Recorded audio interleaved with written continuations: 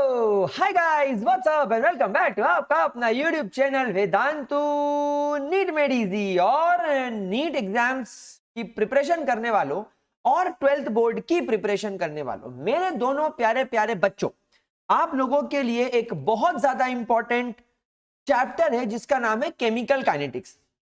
Class 12th physical chemistry को belong करता है।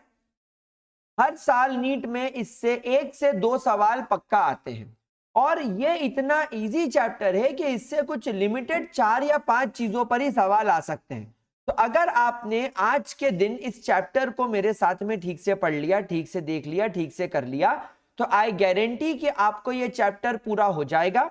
अब इसके बाद आप लोग जब इस चैप्टर के पीवाईक्यूज और क्वेश्चंस करने बैठोगे, तो अगर आपने इसके क्वेश्चंस की बहुत अच्छे से, बहुत डिटेल में, बहुत बढ़िया तरीके से प्रैक्टिस कर ली, तो ये चैप्टर आप लोगों को बाय हार्ट हो जाएगा। और नीट एग्जाम में अगर इससे एक क्वेश्चन आया तो 4 मार्क्स पक्के, और अगर आपकी किस्मत अच्छी रही और अगर इस चैप्टर से 2 क्वेश्चन फंस गए तो 8 नंबर पक्के।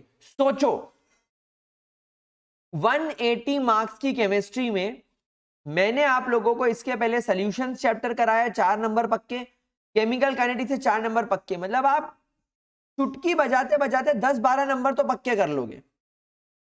तो क्या होता है, कई बार हम लोगों की रैंक केमिस्ट्री में कुछ सिली मिस्टेक्स की वजह से रुक जाती है।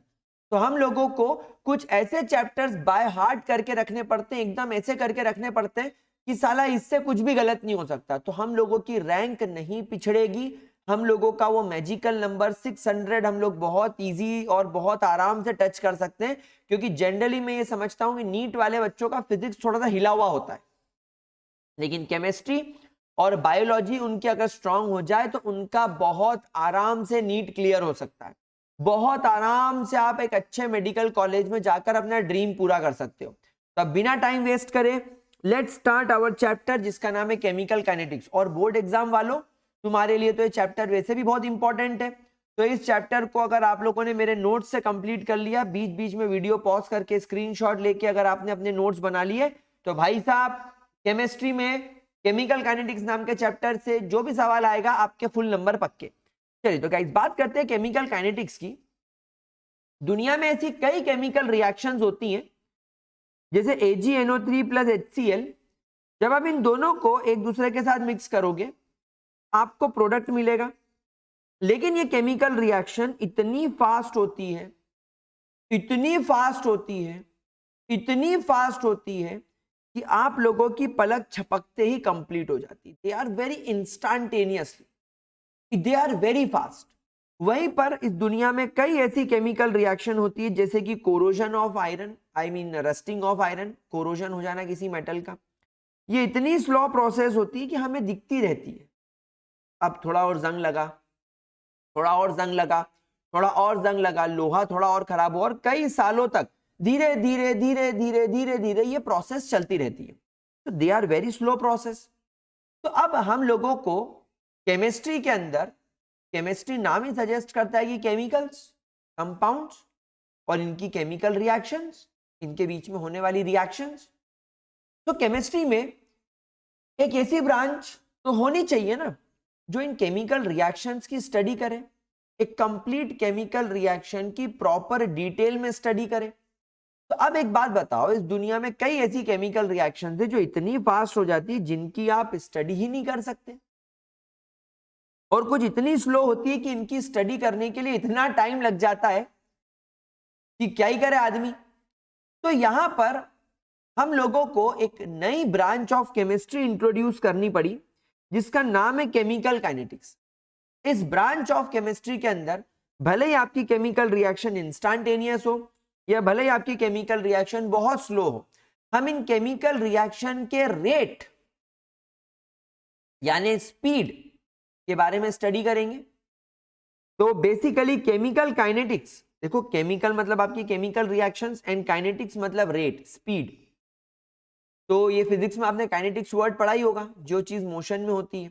तो basically chemical kinetics deals with the rate of chemical reaction. एक केमिकल रिएक्शन का रेट क्या है, केमिकल रिएक्शन की स्पीड क्या है, factors affecting the rate of reaction, आपकी केमिकल रिएक्शन अगर ये इतनी फास्ट है तो इतनी फास्ट क्यों है, वो क्या फैक्टर काम कर रहे हैं, उस पर रस्ट लग रहा है तो रस्ट क्यों लग रहा है, उसके पीछे क्या कारण है, and the mechanism of the reaction, यानी कि किस तरीके से Ag और NO3 के बीच का बॉन्ड टूटा, किस तरीके से Ag और Cl के बीच का बॉन्ड टूटा, किस तरीके से H ने NO3 के साथ में नया बॉन्ड बनाया, किस तरीके से Ag ने Cl के साथ में नया बॉन्ड बनाया, तो किस तरीके से पुराने बॉन्ड टूटे रिएक्टेंट्स के बीच के, किस तरीके से नए बॉन्ड बने प्रोडक्ट के बीच में, ये सारी की सारी स्टडी आप लोग केमिकल काइनेटिक्स नाम के चैप्टर के अंदर करोगे। ठीक है, चलिए आगे बढ़ते हैं। अब सबसे पहले बात करते हैं rate of a chemical reaction. Chemical reaction का रेट क्या है? रेट मतलब भाव मत बोलना और भैया क्या रेट चल रहा है आजकल मार्केट में तुम्हारा, सॉरी ठीक है।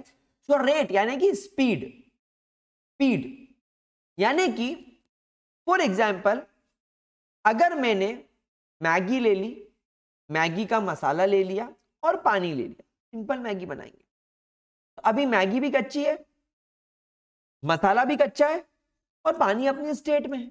अब मैंने इन तीनों को पतीले में या तपेली में या किसी भी कढ़ाई में मिलाया, पानी डाला, मैगी डाली, मसाला डाला और गैस चालू कर दी। तो अब मैं ये देख रहा हूं कि कितना समय लग रहा है मैगी को पकने में। लेट से मैगी बन गई 5 मिनट में, 2 मिनट में तो घंटा कोई मैगी नहीं बनती। तो लेट से 5 मिनट में मैगी तैयार हुई, तो मतलब मैं ये कहूंगा कि जैसे 1 मिनट बीता तो 1 मिनट में जो कच्ची मैगी थी वो थोड़ी सी पक गई, उसमें थोड़ा सा मसाला मिक्स हो गया, थोड़ा सा पानी वेपोराइज हो गया। 2.5 मिनट बाद आधी मैगी कच्ची रह गई, आधी मैगी पक गई, आधा मसाला मिक्स हो गया, आधा मसाला भी मैगी पर चिपकना बाकी है और आधा पानी वेपोरेट हो गया। और 5 मिनट बाद 100% मैगी पक गई, 100% मसाला मिक्स हो गया, 100% पानी वेपोरेट हो गया। आई बात समझ में? तो आपने क्या देखा कि जैसे जैसे टाइम आगे बीत रहा है, जो कच्ची मैगी है, जो कच्चा मसाला है, उसकी मात्रा कम होती जा रही है और पकी हुई मैगी, पका हुआ मसाला और खाने लायक मैगी का कंसंट्रेशन बढ़ता जा रहा है। अब अगर आप इसको पिज्जा में देखो, पिज्जा अभी मैदे का बेस कच्चा है, उस पर जो पिज्जा सॉस लगाया है कच्चा है, जो सब्जियां डाली है वो कच्चा है, चीज अभी सॉलिड फॉर्म में है।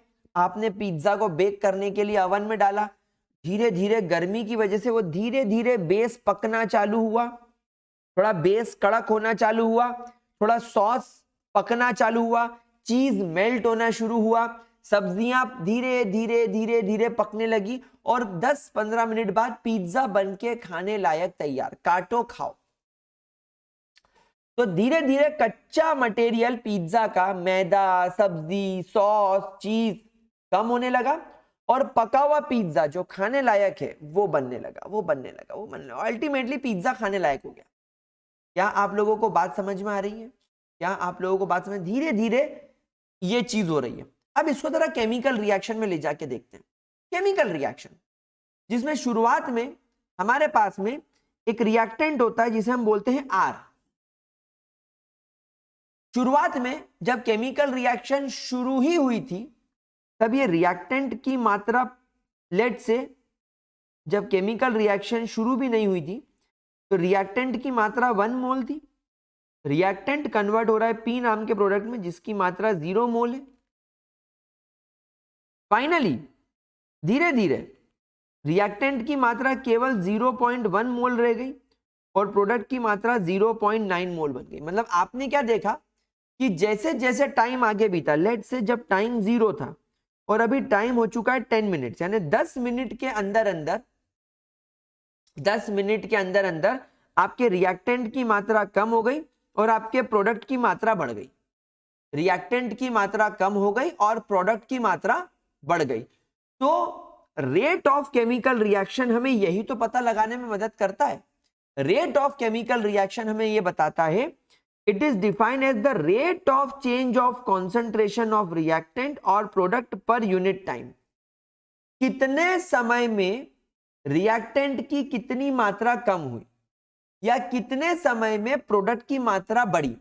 फॉर एग्जाम्पल अगर आपके पास में 1 मिनट है, मैंने आपको 1 मिनट की विंडो दी, तो आप मुझे बताओगे कि sir in 1 minute 1 mole of reactant is converted into product.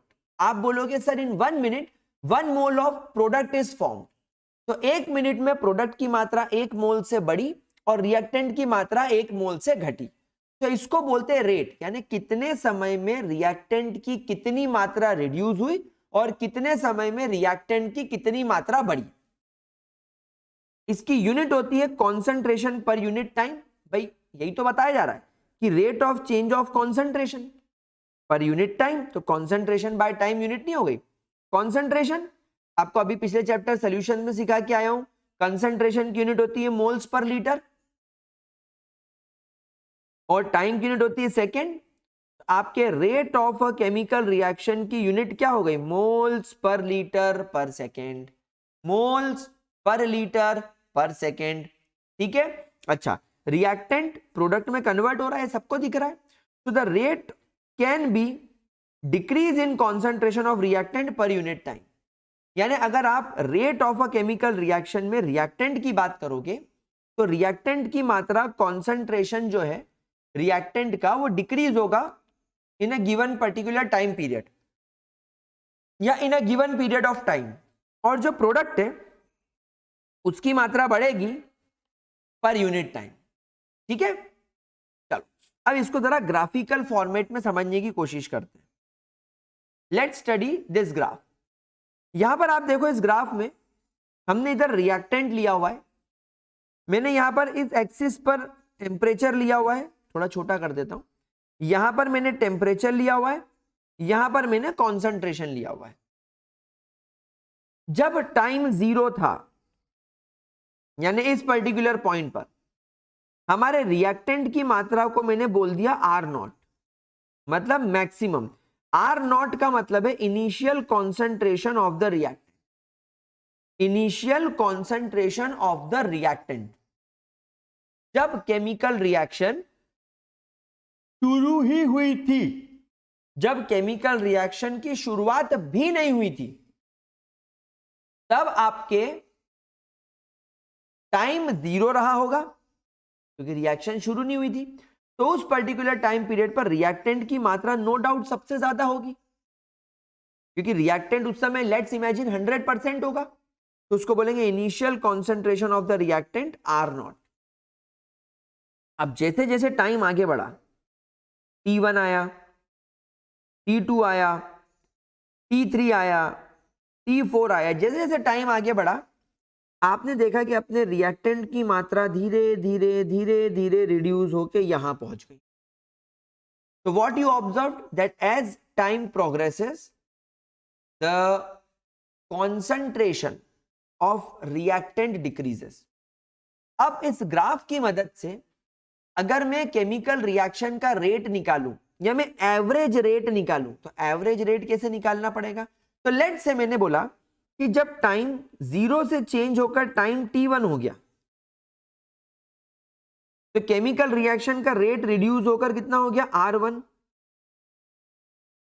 फिर टाइम बड़ा बड़ा बड़ा बड़ा बड़ा बड़ा बड़ा और टाइम हो गया T2।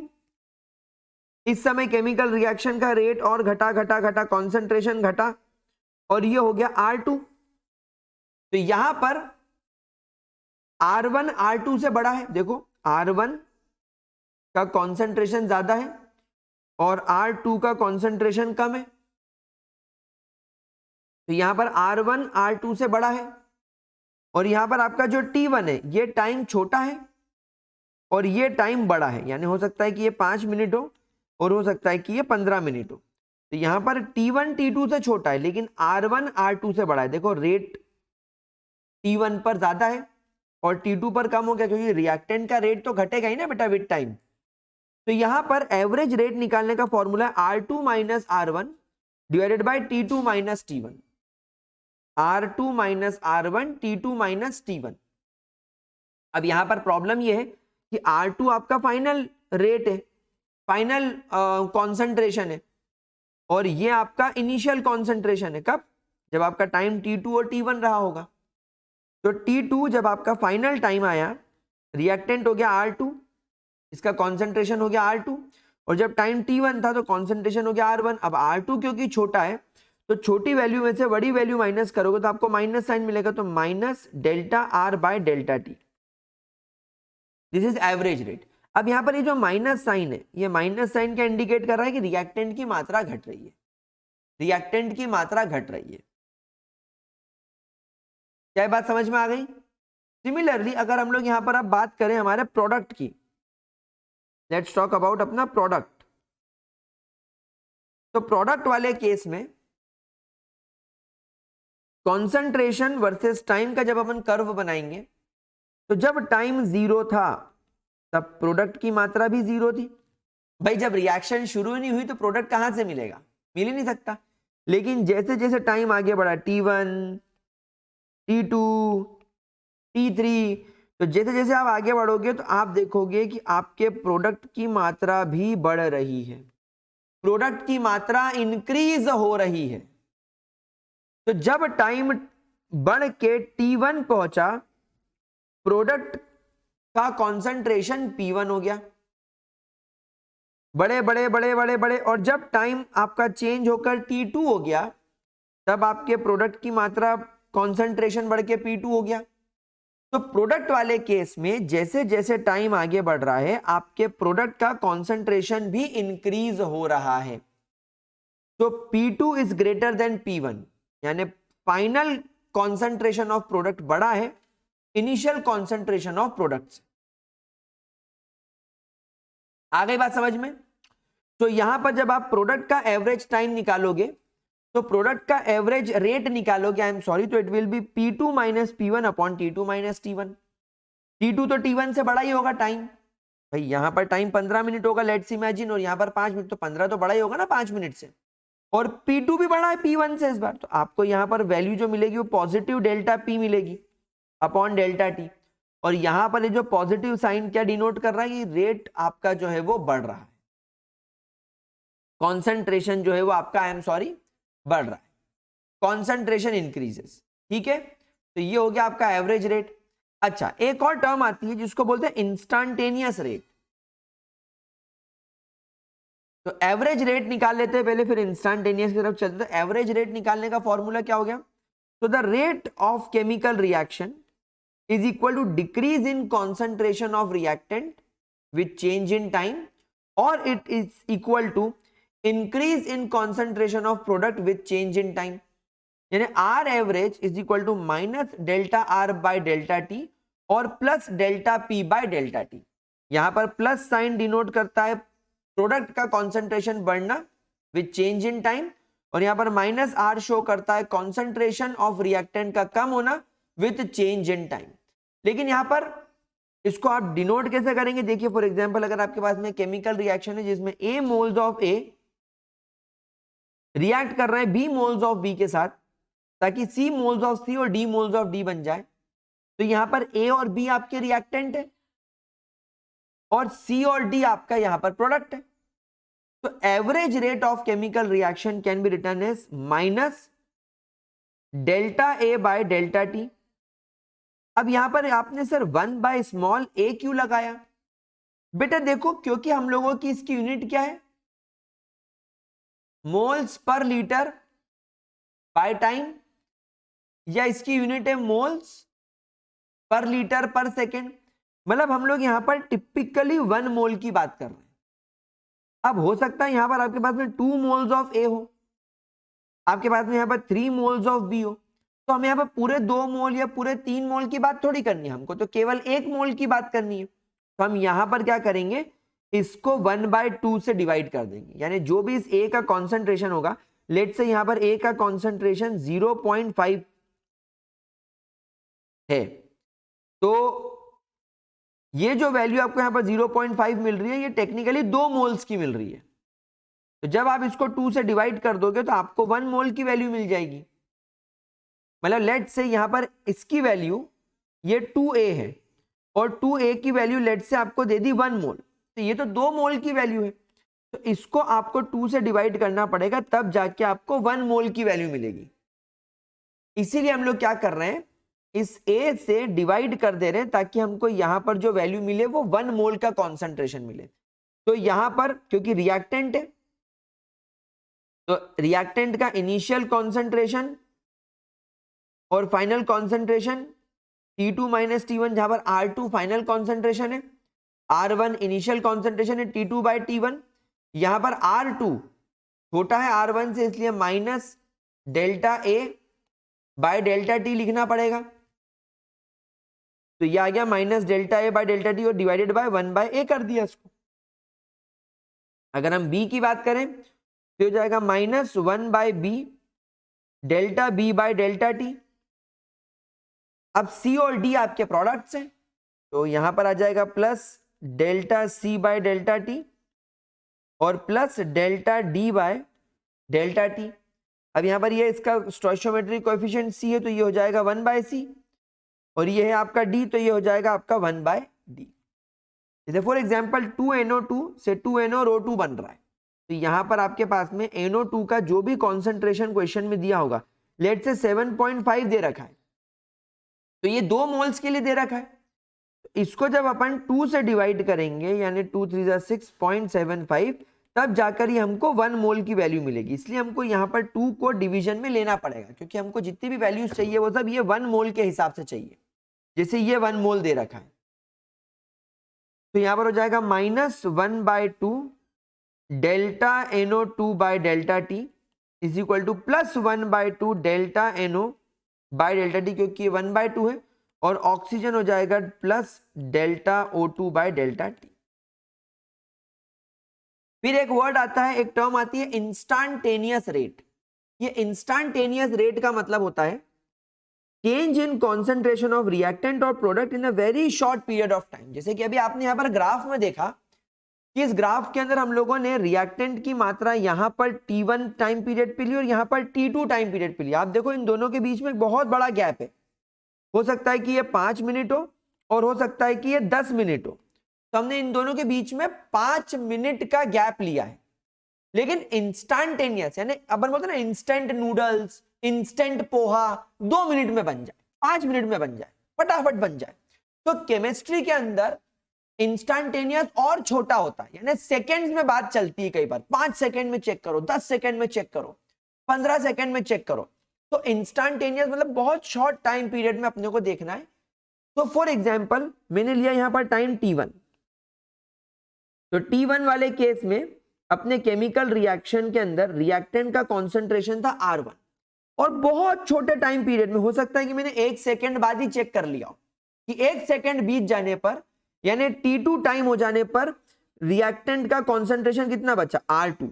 तब आप देखो कितना स्मॉल चेंज हो रहा है, कितना स्मॉल चेंज हो रहा है। तो हम यहां पर लिखेंगे R2 minus R1 divided by T2 minus T1। लेकिन यहां पर आप देखो जैसे ऊपर मैंने डेल्टा का साइन लगाया, यहां पर मैंने लगाया dr बाय dt। ना ये d का मतलब क्या होता है, इंस्टेंटेनियस चेंज यानी very small change, very negligible, बहुत छोटा। जैसे यहां पर आप देखो एवरेज में ये R1 और R2 में कितना बड़ा गैप था, T1 T2 में कितना बड़ा गैप था, लेकिन इंस्टेंटेनियस में ऐसा नहीं हो रहा है। इंस्टेंटेनियस में R1 से R2 बहुत छोटा चेंज हो रहा है, T1 से T2 बहुत छोटा चेंज हो रहा है। तो इतने छोटे छोटे चेंज को इंस्टेंटेनियस बोलेंगे। सेम प्रोडक्ट में भी करना पड़ेगा। T1 टाइम पीरियड पे अपन ने ले लिया P1 और T2 टाइम पीरियड पे ले लिया P2, तो देखो कितना स्मॉल चेंज है, देखो कितना स्मॉल चेंज आ रहा है। तो इसको अपन लिखेंगे P2 minus P1 T2 minus T1, तो जाएगा minus dP by dt, minus dP by dt। तो ये आपके इंस्टेंटेनियस हो गया। तो इंस्टेंटेनियस रेट के लिए आप ये वाले पोर्शन का इस्तेमाल करेंगे। और मान लीजिए अगर आपके पास में ये वाली केमिकल रिएक्शन का जैसे आपने यहाँ पर एवरेज रेट निकाला, सब में डेल्टा डेल्टा लगाया, अगर आप यहाँ पर केवल D लगा दें, बाकी सब कुछ सेम रहेगा, बस dA by dt, dB by dt, dC by dt, dd by dt, अगर आप ये कर लो, अगर आप ये कर लो तो ये हो जाएगा आपका इंस्टेंटेनियस रेट। ठीक है, कोई प्रॉब्लम, कोई दिक्कत? जैसे एक क्वेश्चन देखो, ये क्वेश्चन ऑलरेडी मैंने सॉल्व कर रखा है ताकि हम लोगों को टाइम वेस्ट ना हो, लेकिन आप क्वेश्चन देखोगे तो समझ में आएगा। जैसे केमिकल रिएक्शन हो रही है N2O5 जिससे कि 2NO2 और हाफ ऑक्सीजन बन रहा है। अब इस केमिकल रिएक्शन के अंदर the rate of decomposition of N2O5 is 1.8 into 10 to the power minus 3 moles per liter per minute, यानी हर मिनट में 1.8 into 10 to the power minus 3 moles per liter N2O5 decompose हो रहा है, यानी डीकंपोज मतलब N2O5 NO2 और O2 में convert हो रहा है. So what will be the rate of formation of NO2 and oxygen during the same time period? तो अब सबसे पहले अपन क्या लिखेंगे, यहां पर अपन बना लेंगे R एवरेज और यहां पर इसको लिखेंगे तो N2O5 के लिए क्या हो जाएगा minus delta N2O5 bye delta T is equal to plus 1/2 delta NO2 by delta T और प्लस, अब क्योंकि ये हाफ है हमको तो 1 मोल चाहिए, तो 1 मोल करने के लिए हाफ को 2 से मल्टीप्लाई करना पड़ेगा तभी ये 1 मोल में कन्वर्ट होगा. तो मैंने इसको 2 से मल्टीप्लाई कर दिया, 2 delta O2 bye delta T. तो ये आपके पास में इक्वेशन जनरेट हो गई. अब आपके पास में यहां पर minus delta NO2 by delta T की वैल्यू क्वेश्चन में दे रखी है, आपने वो वैल्यू यहां पर रख दी, ये आपने यहां लिख दिया और ये आपने यहां एज इट इज लिख दिया. अब सबसे पहले अपन रिलेशन देखते हैं हमारे NO2 का.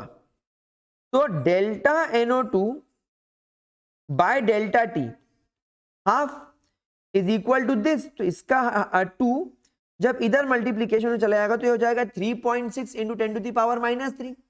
सो द रेट ऑफ फॉर्मेशन यानी कि कॉन्सेंट्रेशन के अंदर change of NO2 divided by time. Delta NO2 का मतलब क्या, change in concentration of NO2 divided by change in time. तो इसकी वैल्यू हो गई 3.6 into 10 to the power minus 3 moles पर लीटर पर मिनट. अब आप इसका रिलेशन इसके साथ निकालो, यहां पर 2 ऊपर है तो जब आप ले जाओगे तो 2 डिवीजन में आ जाएगा, तो आपको वैल्यू मिलेगी 0.9 into 10 to the power minus 3. That will be the rate of change of concentration of oxygen with respect to time. तो आपको ये वैल्यू मिल गई. तो इस तरीके से आप सही ऑप्शन नंबर बी को क्लिक करके आगे बढ़ोगे. क्या ये बात समझ में आई आप लोगों को? क्या ये चीज अच्छी तरीके से क्लियर हुई? इस तरीके से आपको क्वेश्चंस करने पड़ सकते हैं. ठीक है. अच्छा, एक क्वेश्चन और देखो, जैसे मान लो N2O5 4NO2 और ऑक्सीजन में बदल रहा है 318 केल्विन पर.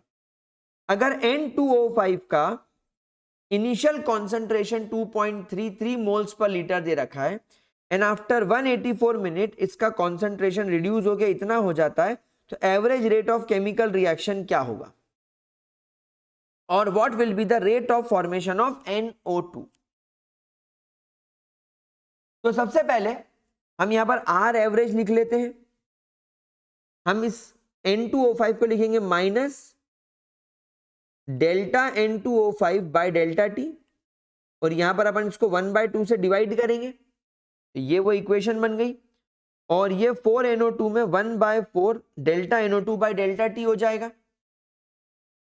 तो इस 2 से ये चला गया 2 टाइम्स. अब इस इक्वेशन को याद रखना. अब अपन सबसे पहले N2O5 का रेट ऑफ डीकंपोजिशन निकाल लेते हैं. Average rate is R2 minus R1 T2 minus T1. R2 की वैल्यू इज 2.08, R1 की value is 2.33, T2 is 184 minute, T1 is 0 minute initial होगा, तो आपको वैल्यू मिलेगी माइनस 0.25 डिवाइडेड बाय 184. अब आपके इस R एवरेज की वैल्यू माइनस 0.25 को यहां रख दो, तो ये माइनस से माइनस कट जाएगा. आई मीन आपने यहां पर क्या करा, आपने यहां पर ये वाली वैल्यू को इसमें पुट कर दिया, तो यहां पर हो गया minus 1/2 minus 0.25 divided by 184 is equal to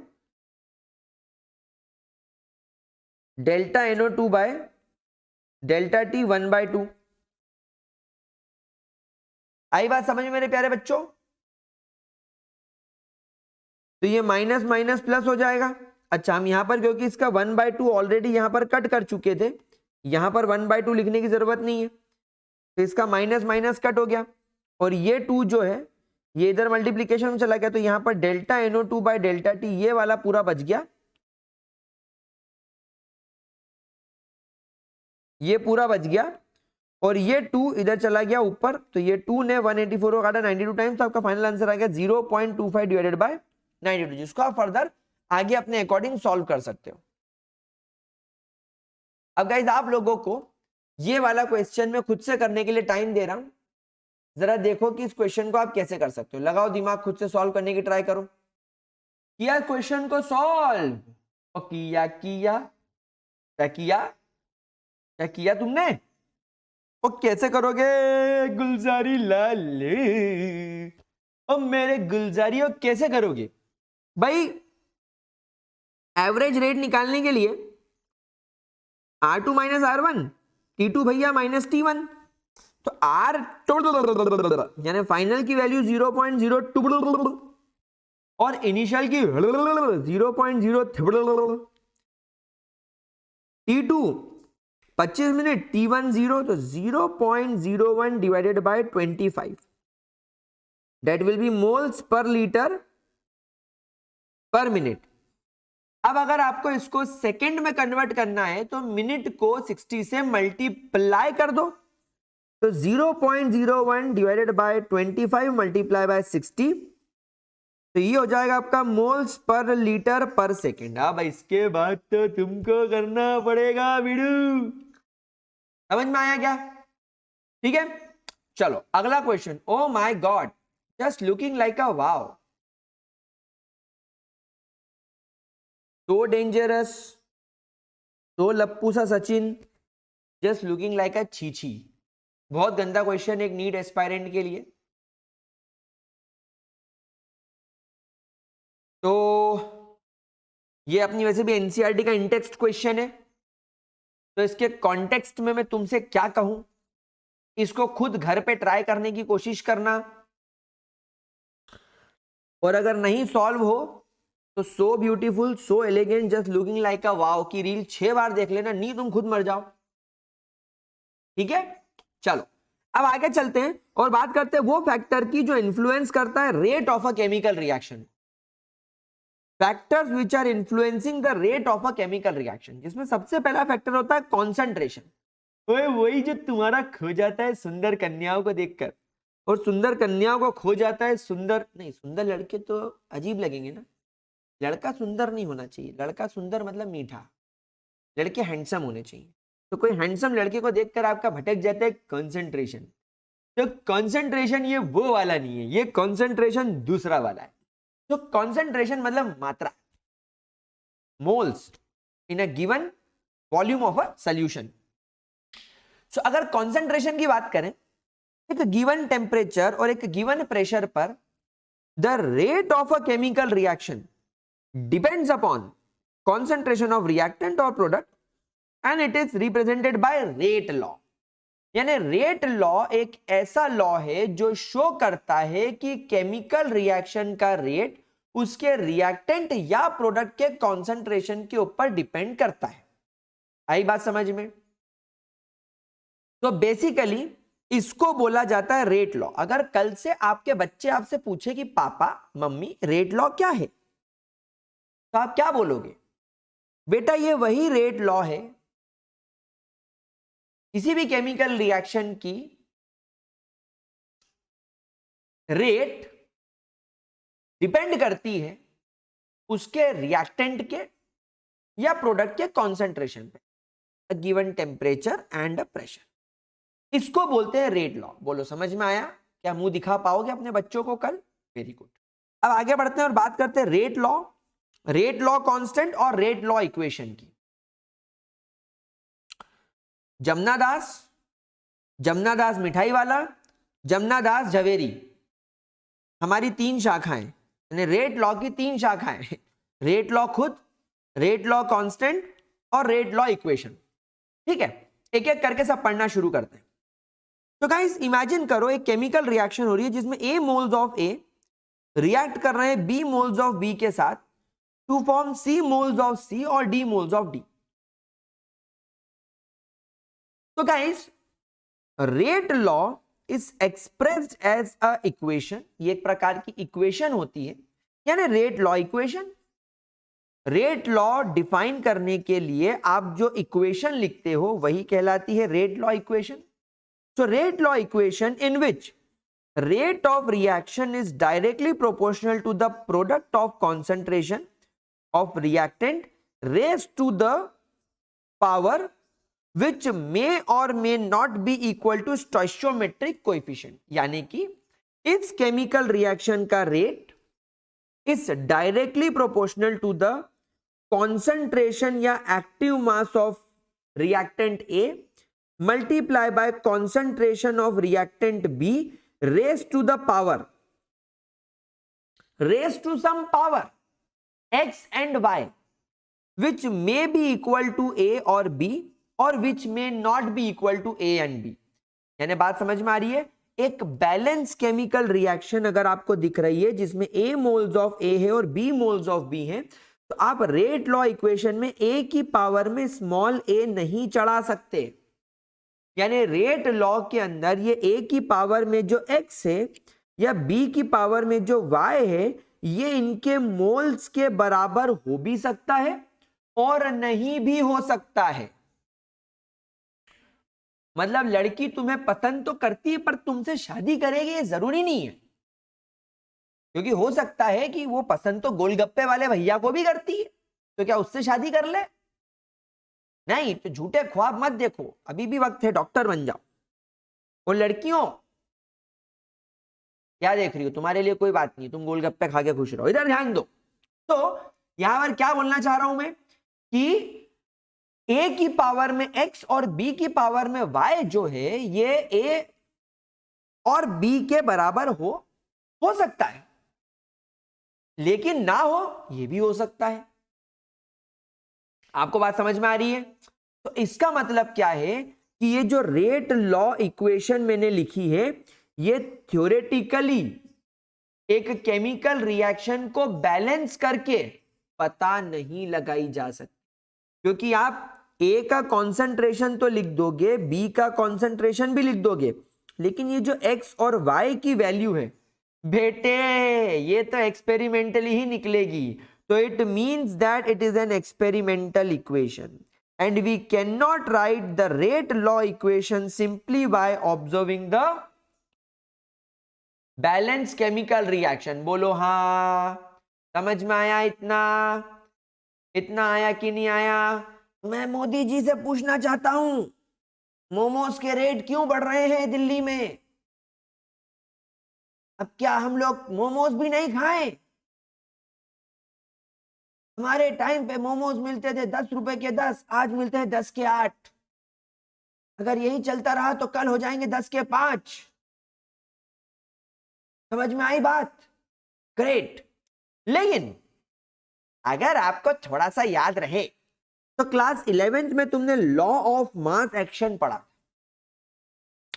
मेरे प्यारे गुलजारी लालो, लॉ ऑफ मास एक्शन बिल्कुल सेम है रेट लॉ की तरह. जैसा रेट लॉ था वैसा ही लॉ ऑफ मास एक्शन भी था. I mean, जैसा रेट लॉ है वैसा लॉ ऑफ मास एक्शन था, लेकिन लॉ ऑफ मास एक्शन में बस एक ही डिफरेंस था. यहां पर आपको A की पावर A ही दिख रही है और B की पावर B ही दिख रही है. इसका मतलब आपने जो स्टोइशियोमेट्रिक कोएफिशिएंट है वही यहां पर लगा दिए. आई बात समझ में? इसका मतलब लॉ ऑफ मास एक्शन एक थ्योरेटिकल कॉन्सेप्ट है, यानी कि आप इसके अंदर जो रेट इक्वेशन लिख रहे हो लॉ ऑफ मास एक्शन के अंदर, वह बैलेंस केमिकल रिएक्शन को देखकर यानी थ्योरेटिकली लिख सकते. आई बात समझ में?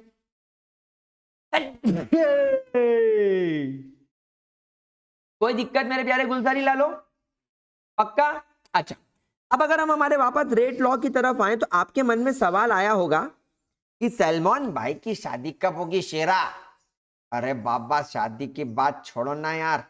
तो यार बाबा एक्स और वाई का मतलब क्या होगा? सलमान की शादी का तो मतलब नहीं है बाबा, लेकिन एक्स और वाई का मतलब तो बताना पड़ेगा ना बाबा। तो बाबा एक्स और वाई का मतलब क्या है? एक्स का मतलब है order of reaction with respect to A and y का मतलब है order of reaction with respect to B. इसका मतलब यह है कि अगर आपके ए के कॉन्सेंट्रेशन के ऊपर एक्स है तो आपकी केमिकल रिएक्शन में जो ए नाम का रिएक्टेंट है ये उसका ऑर्डर है, और ये जो बी नाम का रिएक्टेंट है ये उसका ऑर्डर है। अभी इसका एप्लीकेशन देखो, मैं आपको समझाता हूं, पर अभी जरा इतना समझो कि x and y is order of reactant A and B. अब अगर हम यहां पर रेट लिखें तो यहां पर जैसे ही मैं प्रोपोर्शनैलिटी साइन हटाऊंगा it will become equal to K, and K का मतलब है रेट लॉ कांस्टेंट। ए का मतलब क्या है? Rate law constant. आई बात समझ में? ए का मतलब है रेट लॉ कांस्टेंट। कोई प्रॉब्लम इसके अंदर मेरे प्यारे बच्चों? कोई दिक्कत? अब यहां पर एक एग्जांपल देखते हैं। भाई क्लोरोफॉर्म जब क्लोरीन के साथ रिएक्शन करता है तो वो कार्बन टेट्रा क्लोराइड बना लेता है और HCl बाहर हो जाता है। अब देखने वालों को लगेगा कि CHCl3 का भी 1 मोल है, Cl2 का भी 1 मोल है, तो इसकी रेट इक्वेशन बननी चाहिए रेट इज इक्वल टू के CHCl3 की पावर में 1 और Cl2 की पावर में भी 1। लेकिन रियल लाइफ में क्या हुआ? रियल लाइफ में CHCl3 की पावर में तो 1 आया, लेकिन Cl2 की पावर में केवल 1/2 ही आया।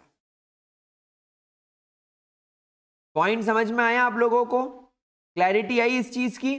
अच्छा, एक केमिकल रिएक्शन और देखो, CH3COO C2H5।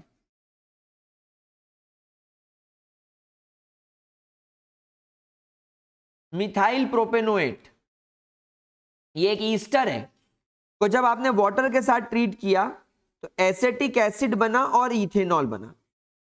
अब यहां पर देखने में आपको ये भी 1 मोल दिख रहा है, ये भी 1 मोल दिख रहा है, तो रेट लॉ के हिसाब से के CH3COO C2H5 की पावर में 1 और H2O की पावर में भी 1 होना चाहिए, लेकिन रियल में H2O की पावर में 0 हो गया। मतलब यहां पर आपके केमिकल रिएक्शन का रेट कॉन्सेंट्रेशन ऑफ वाटर के ऊपर या एक्टिव मास ऑफ वाटर के ऊपर डिपेंड नहीं कर रहा, क्योंकि इसके ऊपर आ गया 0, ये एक 0 ऑर्डर हो गया। इसलिए केमिकल रिएक्शन का रेट केवल और केवल CH3COO C2H5 के ऊपर ही डिपेंड करेगा। और यहां पर इसकी पावर में 1 होने का मतलब है कि लेट से अभी मैंने इसका कॉन्सेंट्रेशन रखा 1, या चलो इसका कॉन्सेंट्रेशन रखा 2, तो केमिकल रिएक्शन का रेट इमेजिन करो अभी 2 है। अब अगर मैंने इसको 2 से बढ़ा के 3 कर दिया तो रेट भी 3 हो जाएगा। आई बात समझ में? लेकिन अगर मान लो इसकी पावर में 2 होता और मैंने माना कि अभी इसका कॉन्सेंट्रेशन 2 है और रेट भी 2 है, तो जैसे ही अगर मैं इसका कॉन्सेंट्रेशन बढ़ाकर 4 कर दूंगा तो 4 की पावर 2 यानी 4 4 जा 16, तो केमिकल रिएक्शन का रेट 16 हो जाएगा, यानी 8 टाइम्स बढ़ जाएगा इसके मुकाबले। तो इस तरीके से ऑर्डर पता लगाया जाता है। अब यहां पर एक केमिकल रिएक्शन का चलो बढ़िया एग्जांपल देखेंगे तो ज्यादा बेहतर समझ में आएगा। एक केमिकल रिएक्शन हो रही है जिसमें 2 मोल्स ऑफ NO रिएक्ट कर रहा है O2 के साथ ताकि 2 मोल्स ऑफ NO2 बनाया जा सके। मैंने इसकी रेट लॉ एक्सप्रेशन लिख दिया, where rate is equal to k NO की पावर में x और O2 की पावर में y। अब हमको यहां पर x और y पता लगाना है। हमको यहां पर कुछ एक्सपेरिमेंटल वैल्यू दे रखी है टेबल बनाकर, ये हम स्टडी करेंगे। तो हमें यह बोल रखा है कि एक्सपेरिमेंट नंबर 1 में NO का कॉन्सेंट्रेशन 0.30 मोल्स पर लीटर है, O2 का कॉन्सेंट्रेशन 0.30 मोल्स पर लीटर है। तो rate of formation of NO2, chemical reaction का रेट ऑफ फॉर्मेशन 0.096 था एक्सपेरिमेंट नंबर 2 में। इन लोगों ने केमिकल रिएक्शन के अंदर NO के कॉन्सेंट्रेशन को डबल कर दिया, लेकिन ऑक्सीजन के कॉन्सेंट्रेशन के अंदर नो चेंज रख के इसको 0.30 रखा। तो इन्होंने देखा कि जब इन्होंने NO के कॉन्सेंट्रेशन को डबल कर दिया, ऑक्सीजन के साथ कोई खिलवाड़ नहीं करा, तो NO2 का रेट ऑफ फॉर्मेशन यानी speed, rate of formation moles per litre पर सेकेंड 0.96 से 0.384 हो गई, यानी इट इंक्रीजेस 4 टाइम्स, ये 4 गुना बढ़ गया। आई बात समझ में? It increases 4 times. अब आप लोगों को कॉन्सेप्ट समझ में ही गया होगा जो मैंने अभी अभी आपको बताया कि लेट से अगर शुरुआत में इसका कॉन्सेंट्रेशन 1 है और रेट भी 1 है, लेकिन बाद में अगर मैंने इसका कॉन्सेंट्रेशन बढ़ा के 2 कर दिया और रेट हो गया 4, तो बेटा 2 को 4 के बराबर करने के लिए मेरे को इसकी पावर में क्या लगाना पड़ेगा? 2। तो ये भी 2 2 4 के बराबर होगा। मतलब यहां पर आपका जो x है, x की वैल्यू 2 है, इसलिए मैंने यहां पर x की वैल्यू 2 लिख दी। मतलब रेट लॉ इक्वेशन में NO की पावर में 2 आएगा। अब आगे चलते हैं। एक्सपेरिमेंट नंबर 3 में इन्होंने फिर NO का कॉन्सेंट्रेशन पहले जैसा कर दिया, लेकिन ऑक्सीजन का कॉन्सेंट्रेशन अब इन्होंने इधर डबल कर दिया। तो जब इन्होंने ऑक्सीजन का कॉन्सेंट्रेशन डबल किया तो पाया NO2 का रेट ऑफ फॉर्मेशन भी डबल होकर 0.192 हो गया। It increases 2 times. मतलब शुरुआत में अगर आपके ऑक्सीजन का कॉन्सेंट्रेशन में 1 मानूं और इसका NO2 का रेट ऑफ फॉर्मेशन भी 1 मानूं, तो ठीक, बाद में जब मैंने इसकी वैल्यू डबल करके 2 कर दी तो मैंने पाया कि इसका रेट भी 2 हो गया। तो बेटा 2 को 2 के बराबर रखने के लिए मेरे को y की वैल्यू क्या रखनी पड़ेगी? 1, तभी तो 2 2 के बराबर होगा। तो इसका मतलब है कि यहां पर y की वैल्यू 1 है, तो यहां पर y की जगह मैंने 1 रख दिया। तो rate will become equal to, rate is equal to k NO2 की पावर में 2 और O2 की पावर में 1। आया कॉन्सेप्ट समझ में मेरा बच्चा, मेरा बकुड़ा, मेरा लाडो, मेरा दुर्योधनो? समझ में आया क्या? बहुत बढ़िया। अब बात करते हैं केमिकल रिएक्शन के ओवरऑल ऑर्डर की। तो ऑर्डर ऑफ कंप्लीट रिएक्शन, तो ए की पावर ए रिएक्ट विद बी ताकि सी और डी मिल सके। इसकी रेट लॉ एक्सप्रेशन हो जाएगी, rate is equal to k A की पावर एक्स बी की पावर वाई। यहां पर एक्स जो है, this is the order of reaction with respect to concentration A, and जो y है, this is order with respect to b. So overall order of chemical reaction will be the sum of power of concentration of both the reactant. Order of reaction is the sum of power of the concentration which are expressed in rate law expression. So x plus y will be the order of the reaction. This will be the order of the reaction. अच्छा, एक बात खास ध्यान रखना, किसी भी chemical reaction का order 0 भी हो सकता है, 1 भी हो सकता है, 2 भी हो सकता है, 3 भी हो सकता है। किसी भी केमिकल रिएक्शन का ऑर्डर नेगेटिव भी हो सकता है और फ्रैक्शनल भी हो सकता है, यानी 1/2, -1/2, -1, 3/4, 5/2, it can be anything. For example, अगर हम बात करें कि एक केमिकल रिएक्शन का ऑर्डर 0 है, तो ये 0 ऑर्डर का मतलब क्या है? इसका मतलब यह है कि केमिकल रिएक्शन का जो रेट है उसमें के ए की पावर भी 0 है और लेट से बी की पावर भी 0 है। तो 0 + 0 इज इक्वल टू 0। तो यहां पर अल्टीमेटली क्या बचा? Rate is equal to k. ए 0 होके खत्म हो गया, बी 0 होके खत्म हो गया। तो इस केमिकल रिएक्शन का रेट के पर डिपेंड करेगा, विच इज कांस्टेंट। यानी कि ना तो कॉन्सेंट्रेशन ऑफ रिएक्टेंट ए पर कुछ बात बन रही है, ना कॉन्सेंट्रेशन ऑफ रिएक्टेंट बी के ऊपर कुछ बात कर रही है, दोनों फ्री है। तो 0 ऑर्डर रिएक्शन का मतलब होता है किसी भी केमिकल रिएक्शन जिसका ऑर्डर 0 है is independent of concentration of reactant. तो the rate of reaction is independent of concentration of the reactant. Reactant के कॉन्सेंट्रेशन पर कोई डिपेंडेंसी नहीं। लेकिन अगर इस क्वेश्चन में देखें तो k की पावर में हाफ, आई मीन a की पावर में हाफ और b की पावर में 3/2, तो इसका ऑर्डर क्या हो जाएगा x प्लस वाई, 1/2 प्लस 3/2 यानी 4/2 और वी कैन से 2। इस केमिकल रिएक्शन का ओवरऑल ऑर्डर हो गया 2। Rate is equal to a की पावर 3/2 b की पावर -1, तो overall order of the reaction is 3/2 -1 यानी कि 1/2। तो this chemical reaction is half order reaction.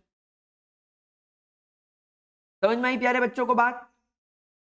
कोई दिक्कत, कोई परेशानी? अब यहां पर जो हमारा रेट लॉ कांस्टेंट है k, इसकी यूनिट निकालने में बड़ा मजा आता है।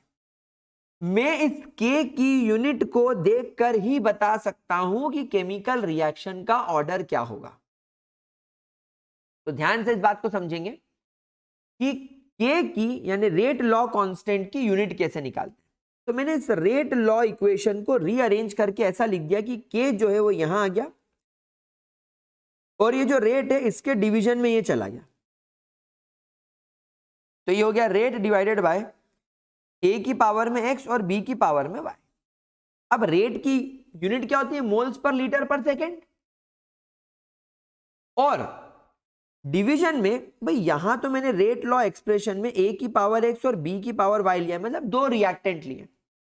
हो सकता है कभी एक ही रिएक्टेंट रहा हो सकता है कभी एक की जगह 3 रिएक्टेंट आ गए हो। तो हर रिएक्टेंट का कॉन्सेंट्रेशन भी क्या होता है? Moles per litre. तो मैंने यहां पर लिख दिया मोल्स पर लीटर इन दोनों की जगह, और इनकी पावर में लगा दिया n, मतलब फिर ये कितने भी हो सकते हैं, 2 हो, 3 हो, 4 हो, कोई फर्क नहीं पड़ता। तो जब आप इस इक्वेशन को सॉल्व करोगे तो आपको फाइनल फॉर्मूला मिलेगा मोल की पावर में 1/1 माइनस n, लीटर की पावर में n-1 और सेकेंड की पावर में -1। अब ये जनरल फॉर्मूला रट लो, इसको दीवार पर लिख लो, जहां पर n का मतलब होता है ऑर्डर ऑफ द रिएक्शन। तो अगर आपके पास में एक जीरो ऑर्डर रिएक्शन आती है और अगर आपसे कोई पूछता है कि जीरो ऑर्डर रिएक्शन के लिए k यानी रेट लॉ कांस्टेंट का क्या यूनिट बनेगा, तो आप सब जानते हैं कि जीरो ऑर्डर रिएक्शन के लिए n की वैल्यू 0 होती है।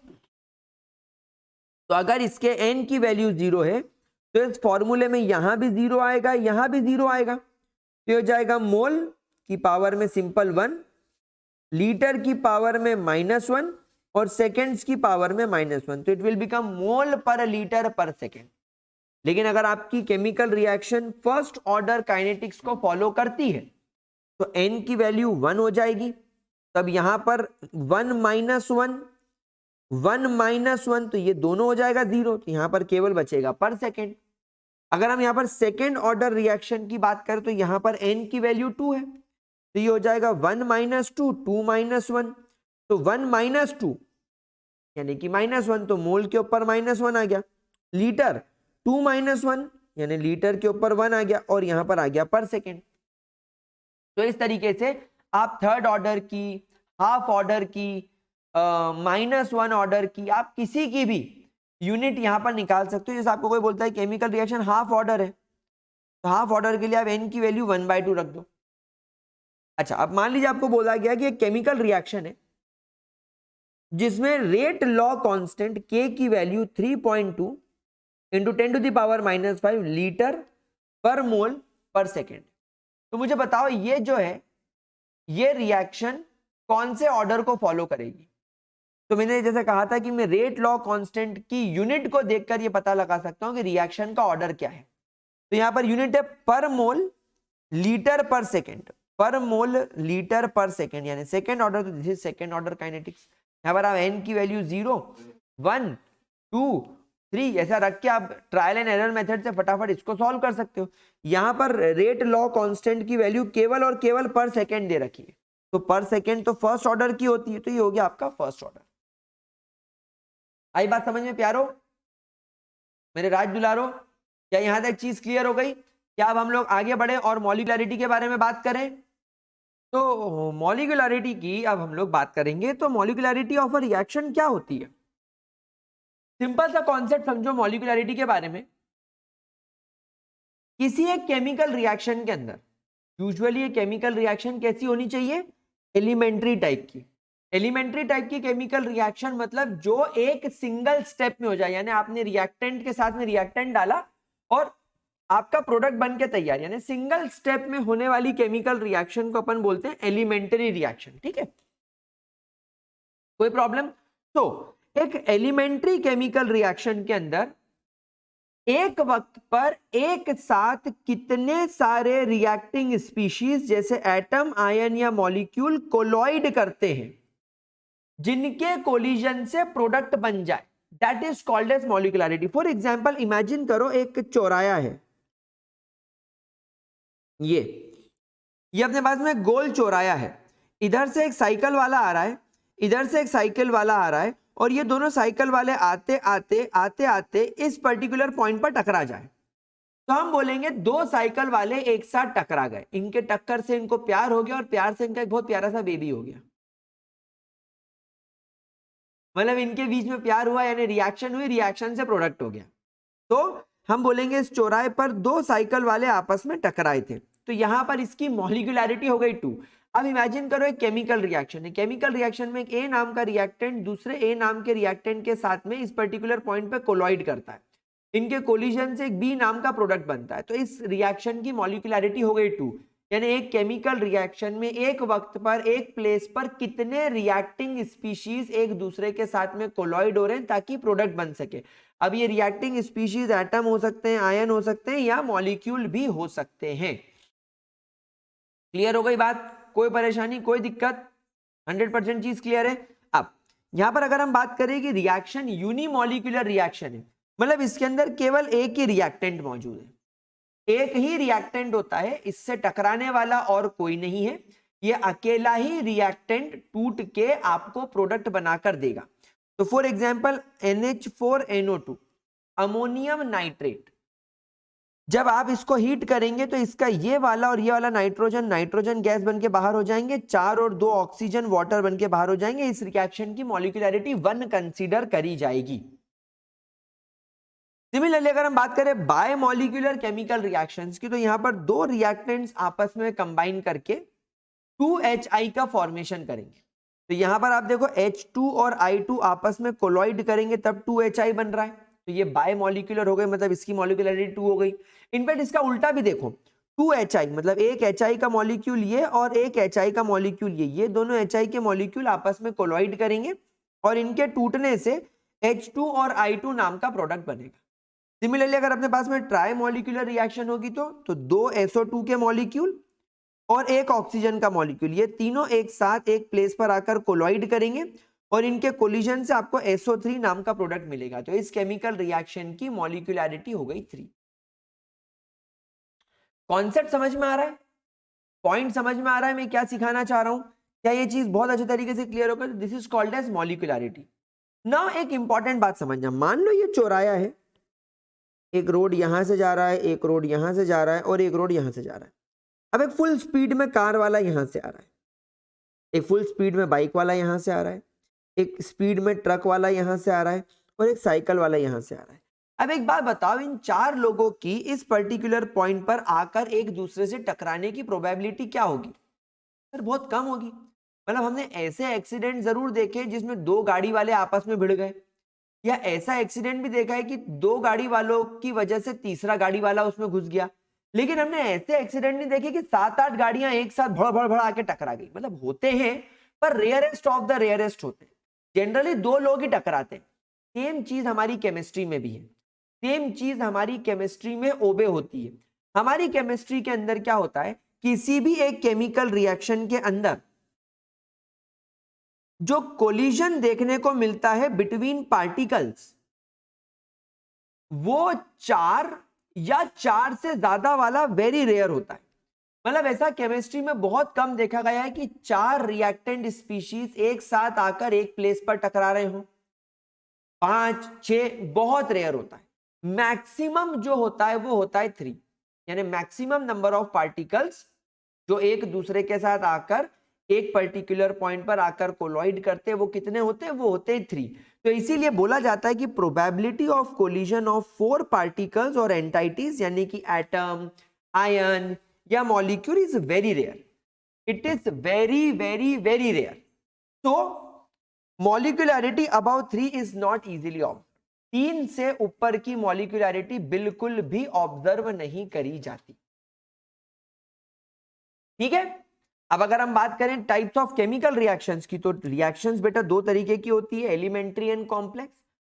कॉम्प्लेक्स केमिकल रिएक्शन हमेशा मल्टीपल स्टेप में होगी. जैसे मान लीजिए आपने ए को बी के साथ मिलाया तो आपको एक जेड नाम का प्रोडक्ट मिला, लेकिन जब आप इसको अंदर जाकर देखोगे तो इसमें देखने को मिलेगा कि एक ए नाम का रिएक्टेंट पहले सी में कन्वर्ट हो रहा है, फिर ये सी नाम का रिएक्टेंट हीट करने पर डी में कन्वर्ट हो रहा है, फिर इस डी को जब आप बी के साथ मिलाओगे तब जाकर जेड मिलेगा. तो यहां पर रिएक्शन 3 स्टेप में हो रही है. लेकिन देखने वाले को क्या लग रहा है, देखने वाले ने जब इसको कंबाइन किया देखा डी से डी कट गया, सी से सी कट गया, तो यहां पर A plus B is equal to Z हो गया. तो रिएक्शन देखने में 1 स्टेप होती है, पर जब वो रियल में काम करती है तो वो 3 स्टेप के बाद आपको प्रोडक्ट बनाकर देती है. तो which is a complex reaction. और एलिमेंट्री रिएक्शन तो वो रिएक्शन होती है जो सिंगल स्टेप में हो जाती है, बात खत्म, पैसा हजम. तो आपके सामने एक केमिकल रिएक्शन रखता हूं. फॉर एग्जांपल अगर आपके पास में KClO3 है और आपने इसका ट्रीटमेंट FeSO4 के साथ करा with the help of 3 moles of H2SO4, तो यहां पर आप क्या देखोगे, यहां पर आप क्या देखोगे, यहां पर आप देख रहे हो कि 1 मोल KCl बन रहा है,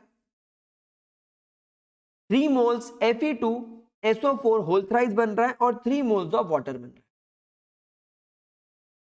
तो देखने में क्या हो रहा है, 3 moles H2SO4, 6 moles FeSO4 and 1 mole KClO3. Total यहां पर 10 मोल्स या 10 मॉलिक्यूल्स अवेलेबल है. तो देखने वाले को तो क्या लगेगा कि भैया 10 मॉलिक्यूल आपस में टकराएंगे तब आपको ये प्रोडक्ट मिलेंगे. So it seems to be a 10th order reaction. लेकिन जैसा मैंने आपको कहा कि क्या कभी मॉलिक्यूलरिटी या कभी किसी भी केमिकल रिएक्शन की मॉलिक्यूलरिटी 3 से ज्यादा होती है? नहीं, मतलब इस केमिकल रिएक्शन की मॉलिक्यूलरिटी 10 तो हो नहीं सकती. दूसरा, आपको जैसा मैंने बताया कि आप कभी भी एक बैलेंस केमिकल रिएक्शन को देखकर केमिकल रिएक्शन का रेट या उसका ऑर्डर पता नहीं कर सकते. तो ये 10th ऑर्डर रिएक्शन भी गलत है. But 10th order reaction is not correct because we can not find order just by observing the balance chemical equation. और मॉलिक्यूलरिटी भी कभी 10 नहीं हो सकती. इसीलिए ये बात क्लियर हो गई कि ये केमिकल रिएक्शन एक सिंपल एलिमेंट्री रिएक्शन नहीं बल्कि एक कॉम्प्लेक्स रिएक्शन. तो आप सिंपली इस बैलेंस केमिकल रिएक्शन को देखकर इसका ऑर्डर और ये 10 मॉलिक्यूल्स को देखकर, 3 इसके, 6 इसके और 1 इसके, 10 मॉलिक्यूल को देखकर इसकी मॉलिक्यूलरिटी पता नहीं लगा पाओगे. तो इसीलिए हम लोगों को केमिकल रिएक्शन के अंदर उसके मैकेनिज्म को चेक करना बहुत ज्यादा जरूरी होता है. यानी केमिकल रिएक्शन की बैलेंस केमिकल रिएक्शन को देखकर आप केवल उसकी मॉलिक्यूलरिटी या उसके ऑर्डर को निकालने नहीं बैठ सकते, बड़ा मुश्किल हो जाएगा काम. It is very difficult, it is very very very difficult. क्या ये पॉइंट समझ में आया मेरे प्यारे बच्चों? तो हमको केमिकल रिएक्शन के मैकेनिज्म को स्टडी करना बहुत ज्यादा जरूरी होता है. तो फॉर एग्जांपल अगर मेरे पास में 2 मोल्स ऑफ H2O2 है in presence of iodide ion in alkaline medium as a catalyst, अगर मैं लूंगा तो H2O2 टूट जाएगा H2O एंड ऑक्सीजन में. अब देखो देखने में तो कितना इजी लग रहा है कि ये एक सिंगल स्टेप की केमिकल रिएक्शन है, इसका मॉलिक्यूलरिटी भी 2 है, ऑर्डर भी 2 है. लेकिन जब हम इसके मैकेनिज्म में उतर के गए तब हमने देखा कि स्टेप नंबर 1 में जो एक काफी ज्यादा स्लो स्टेप है उसमें एक H2O2 का मॉलिक्यूल I नेगेटिव के साथ कंबाइन होकर H2O प्लस IO नेगेटिव बनाता है. आइयो.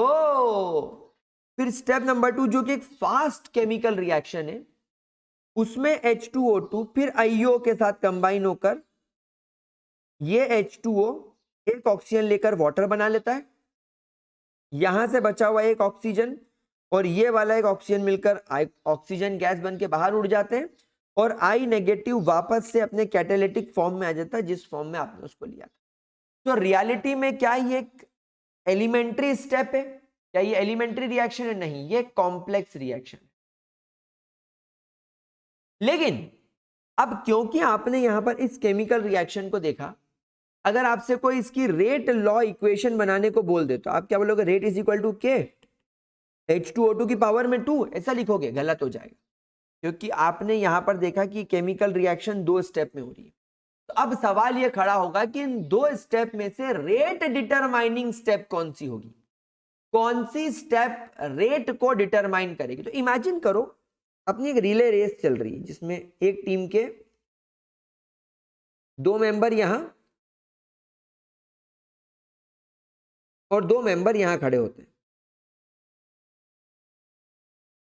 अब यहां से रेस शुरू हुई है, दौड़ा दौड़ा दौड़ा दौड़ा दौड़ा दौड़ा दौड़ा दौड़ा इसके पास गया, इसने इसको टच किया, फिर ये दौड़ा दौड़ा दौड़ा दौड़ा दौड़ा दौड़ा दौड़ा दौड़ा दौड़ा दौड़ा इसके पास गया, इसने इसको टच किया, फिर ये दौड़ा दौड़ा दौड़ा दौड़ा दौड़ा दौड़ा इसने इसको टच किया, फिर ये दौड़ा दौड़ा दौड़ा दौड़ा दौड़ा और फिनिशिंग लाइन को इसने छुआ। तो ये रिले रेस होती है। अब मान लो आपकी एक टीम में 4 मेंबर है, आपकी एक टीम में 4 मेंबर है। अब ये जो 4 मेंबर आपकी टीम के हैं, ये 4 मेंबर में से आज यही टीम जीतेगी, ये किस पर डिपेंड करेगा?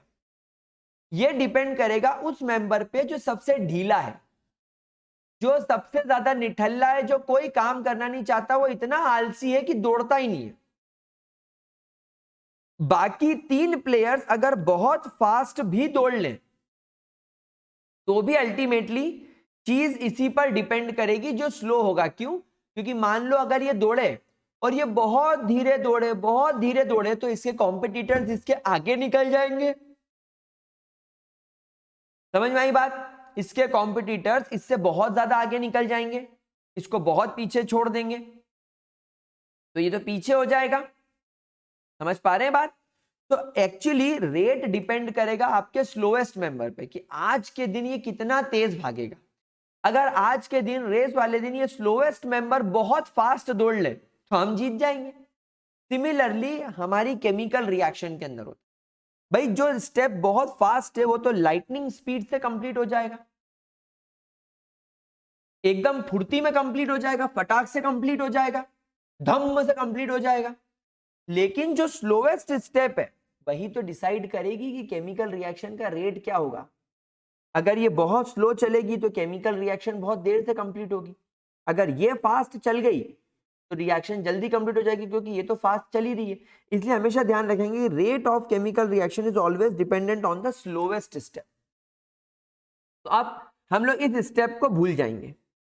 अब ये स्टेप हमारे कोई काम की नहीं रही, अब हमारे काम की स्टेप नंबर 1 रही, जो कि हमें पता लगाने में मदद करेगी केमिकल रिएक्शन का रेट, जिसके लिए हम रेट लॉ इक्वेशन लिखेंगे। रेट इज इक्वल टू के, ब्रैकेट में आएगा केवल एक H2O2 और ब्रैकेट में आएगा I नेगेटिव। जहां पहले आप इस I नेगेटिव को केवल कैटलिस्ट मानकर नेग्लेक्ट कर दे रहे थे,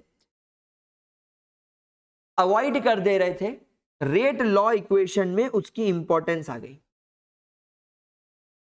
और यहां पर अगर हम मॉलिक्यूलरिटी की बात करें तो स्टेप नंबर 1 में ये और ये आपस में कोलॉइड कर रहे हैं तो इसकी मॉलिक्यूलरिटी 2 हो गई। इनफैक्ट स्टेप नंबर 2 में भी आप देखेंगे कि ये और ये कोलॉइड करें तो इसकी मॉलिक्यूलरिटी भी 2 हो गई। तो स्टेप वाइज आप अलग अलग मॉलिक्यूलरिटी जरूर निकाल सकते हो कि स्टेप नंबर 1 की क्या होगी, स्टेप नंबर 2 की मॉलिक्यूलरिटी क्या होगी, ये आप निकाल सकते हो। लेकिन जो रेट है वो केवल आप उसी का निकालोगे जो स्टेप सबसे ज्यादा स्लोएस्ट है। ठीक है, चलिए आगे बढ़ते हैं और बात करते हैं ऑर्डर ऑफ रिएक्शन और मॉलिक्यूलरिटी में की फर्क होता है। ओए की फर्क पेंदा है गुलजारी लाल। ठीक है, तो ऑर्डर ऑफ रिएक्शन क्या है? It is the sum of power raised on the concentration term in rate expression. आपकी रेट लॉ इक्वेशन के अंदर रिएक्टेंट की कॉन्सेंट्रेशन के ऊपर जो पावर मेंशन होती है उनको अगर आप सम कर दो तो वो ऑर्डर ऑफ रिएक्शन हो जाएगा। मॉलिक्यूलरिटी का मतलब होता है एक केमिकल रिएक्शन के अंदर एक जगह पर, एक प्लेस पर साइमल्टेनियसली कितने रिएक्टेंट के मॉलिक्यूल कोलॉइड कर रहे हैं। ऑर्डर ऑफ रिएक्शन हमेशा एक्सपेरिमेंटल वैल्यू होती है और आप इसको रेट लॉ एक्सप्रेशन के अंदर केवल एक्सपेरिमेंट से ही निकाल सकते हैं, लेकिन मॉलिक्यूलरिटी एक थ्योरेटिकल कॉन्सेप्ट होता है। देखो आप, मैंने यहाँ पर देखा कि एक मॉलिक्यूल ये दोनों टकराएंगे तो इसकी 2, ये एक मॉलिक्यूल ये आपस में टकराएंगे तो इसकी भी 2। यहाँ पर इन दोनों की मॉलिक्यूलरिटी 2 दिखाई दे रही है। लेकिन ऑर्डर ऑफ रिएक्शन में आप कभी भी बैलेंस्ड केमिकल इक्वेशन को देखकर निकाल नहीं सकते हो। Next, order of reaction can B 0, fractional और इंटीजर। मैंने आपको बताया 0 भी हो सकता है, 1.5 भी हो सकता है, 3/2 भी हो सकता है, -5 भी हो सकता है, इट कैन बी एनीथिंग। लेकिन molecularity can never be 0, it can never be negative, it can never be fractional. Molecularity 0 कभी नहीं होगी। इमेजिन करो कि कोई मॉलिक्यूल नहीं टकरा रहा है तो प्रोडक्ट कहां से बनेगा भाई? मॉलिक्यूलरिटी का मतलब होता है कितने मॉलिक्यूल कोलॉइड कर रहे हैं, और अगर कोई मॉलिक्यूल कोलॉइड नहीं करा तो एक मॉलिक्यूल तो होगा प्रोडक्ट बनाने के लिए, 0 तो कभी हो नहीं सकता। और कभी सुना कि आधा मॉलिक्यूल टकरा गया या 5/3 मॉलिक्यूल्स कोलॉइड कर गए, ये भी पॉसिबल नहीं। टकराएगा तो पूरा टकराएगा। समझ में आया? अच्छा, order of reaction can B negative but molecularity can never be negative. भाई कोई भी चीज जो टकरा रही हो नेगेटिव नहीं हो सकती। It is assign to overall reaction. कभी भी ऑर्डर ऑफ रिएक्शन जो निकालोगे वो फिर ओवरऑल रिएक्शन के लिए होगा। लेकिन मॉलिक्यूलरिटी आप हर एक इंडिविजुअल एलिमेंट्री स्टेप पर लगा सकते हो। जैसे कि हमने यहाँ पर देखा कि स्टेप नंबर 1 में हमने मॉलिक्यूलरिटी अलग निकाली क्योंकि ये एक सिंगल स्टेप है, और स्टेप नंबर 2 की मॉलिक्यूलरिटी अलग निकाली क्योंकि अपने आप में ये भी एक सिंगल स्टेप है। लेकिन हम कभी इसकी मॉलिक्यूलरिटी नहीं निकालेंगे। क्यों? क्योंकि ये कॉम्प्लेक्स रिएक्शन है, ये 2 स्टेप में हो रही है। तो कॉम्प्लेक्स रिएक्शन क्योंकि 2 स्टेप्स में होती है, जैसा मैंने आपसे कहा कि कॉम्प्लेक्स रिएक्शन 2 स्टेप में होती है, मॉलिक्यूलरिटी उस पर नहीं लगेगी। मॉलिक्यूलरिटी हमेशा एलिमेंट्री स्टेप पर लगेगी। Now it depends upon pressure, temperature and concentration. Order of reaction temperature, pressure और कॉन्सेंट्रेशन पे डिपेंड करता है। लेकिन मॉलिक्यूलरिटी का टेम्परेचर और प्रेशर से कोई दूर दूर तक लेना देना नहीं है। नो लेना नो देना, बिल्कुल भी कोई लेना देना नहीं। ठीक है, अब यहां पर एक क्वेश्चन देखो, ए से बी नाम का एक प्रोडक्ट बन रहा है। तो the rate law is given by R is equal to k, A की पावर में हाफ, बी की पावर में 2। तो what will be the order of reaction? Half plus 2 यानी कि 5/2। कितना इजी तरीके से सॉल्व हो गया, कितना इजीली सॉल्व हो गया। तो बस इस तरीके के सवाल अपने पास में आएंगे। अब एक क्वेश्चन ये देखो, ये केमिकल रिएक्शन है जिसमें x से y बन रहा है और ये एक सेकेंड ऑर्डर काइनेटिक्स को फॉलो करता है। अगर मैंने x के कॉन्सेंट्रेशन को इंक्रीज कर दिया 3 टाइम तो y के रेट ऑफ फॉर्मेशन पे क्या असर पड़ेगा? तो हम लोग सब जानते हैं कि रेट लॉ एक्सप्रेशन अगर मैं बनाऊं तो ये हो जाएगा k x की पावर में 2, यहां पर लिखा है सेकेंड ऑर्डर काइनेटिक्स फॉलो कर रहा है। अब इमेजिन करो कि अगर शुरुआत में हमारे x का कॉन्सेंट्रेशन 1 है तो ये सेकेंड ऑर्डर काइनेटिक्स फॉलो कर रहा था, x की पावर में 2, तो 1 का स्क्वायर 1 होता है। तो यहां पर केमिकल रिएक्शन का रेट k के बराबर होगा। लेकिन जब बाद में आपने इसका कॉन्सेंट्रेशन 3 टाइम्स बढ़ा दिया, यानी 1 की जगह पे आपने ले लिया 3, तो जब आप 3 का स्क्वायर कर देंगे तो ये हो जाएगा 3 का स्क्वायर 9k। यानी आपने देखा कि केमिकल रिएक्शन का रेट k से 9k हो गया, यानी 9 टाइम्स बढ़ गया। तो जब आप एक सेकेंड ऑर्डर काइनेटिक्स के अंदर x नाम के रिएक्टेंट का कॉन्सेंट्रेशन 3 टाइम्स बढ़ा दोगे तो उसके अंदर rate of formation of y जो है वो 9 टाइम्स इंक्रीज हो जाएगा। It will increase 9 times, it will increase 9 times. देखो जरा इस क्वेश्चन को, अब जरा इस क्वेश्चन को ट्राई मारो।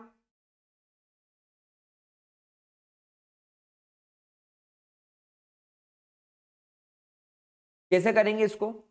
एक रिएक्शन है, सेकेंड ऑर्डर काइनेटिक्स फॉलो कर रही है with respect to reactant A. Reactant A के रिस्पेक्ट में ये एक सेकेंड ऑर्डर काइनेटिक्स फॉलो कर रहा है। तो the rate of reaction is affected, how the rate of reaction is affected if concentration of reactant is doubled or halved? करके देखो जरा इस क्वेश्चन को, देखो जरा ये क्वेश्चन बन पा रहा है क्या, चेक करो कि क्या ये केमिकल रिएक्शन आप लोगों से ये क्वेश्चन बन पा रहा है। ट्राइड गाइस, ट्राई मारो। तो क्या ये क्वेश्चन बन पाया आप लोगों से? सेकेंड ऑर्डर काइनेटिक्स फॉलो हो रहा है इसके अंदर। तो हम यहां पर बोलेंगे लेट से हमारे पास में केमिकल रिएक्शन का रेट हो जाएगा, rate is equal to k, A की पावर में 2, क्योंकि एक ही रिएक्टेंट है। अब केस नंबर 1 में लेट से इनिशियली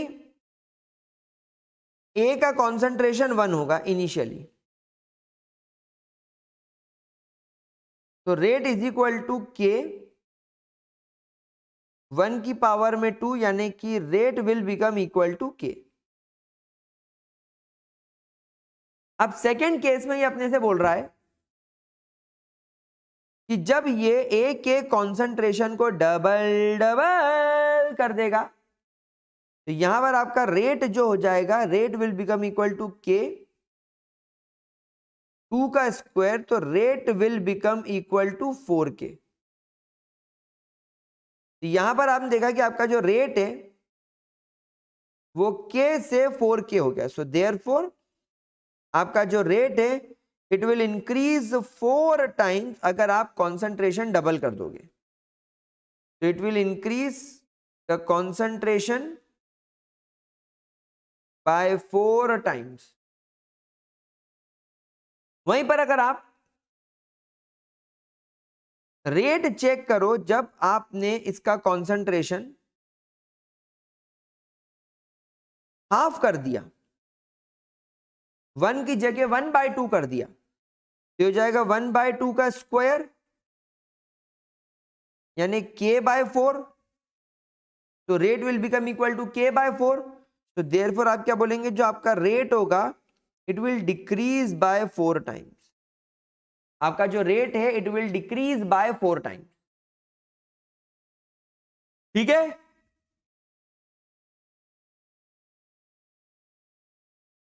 1/4 टाइम्स, 1/4 हो जाएगा, तो it will decrease by not 4 times, you can say 1/4 times. यानी अगर शुरुआत में 4 होगा तो अब ये 1 हो जाएगा, 1 1/4 गिर गया। ठीक है, चलो आगे चलो और जरा इस क्वेश्चन को देखो।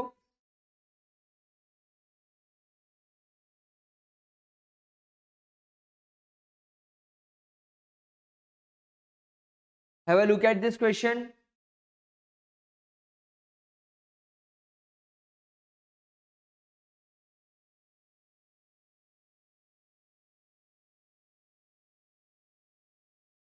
A reaction is first order in A and second order in B.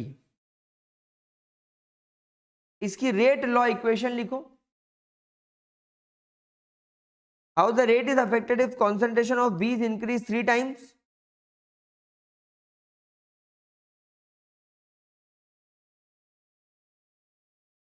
और how the rate is affected if concentration of A and B is double? चलो करो इस क्वेश्चन को जरा लगा के देखो, जरा इस क्वेश्चन को लगा के देखो क्या ये क्वेश्चन बन पा रहा है आप लोगों से। बिना टाइम वेस्ट करे आराम से दिमाग लगाओ और इस क्वेश्चन को सॉल्व करो।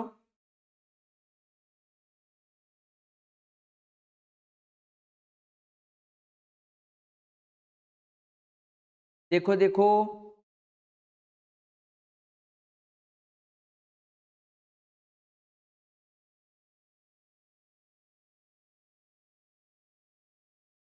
हम्म हम्म हम्म हम्म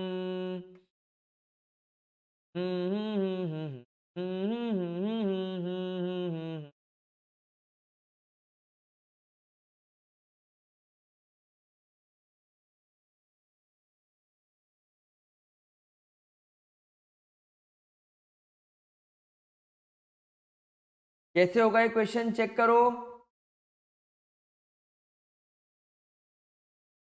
आराम से, इत्मीनान से, सोच समझ के बढ़िया तरीके से जवाब दो। देखो चीजें आएंगी, धीरे धीरे समझ में आने लगेंगी।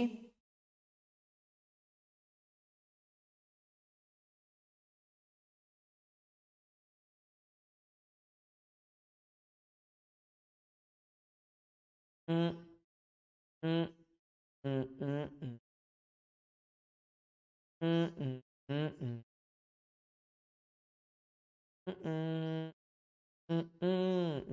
हम्म, हम्म, हम्म, हम्म, हम्म, आया।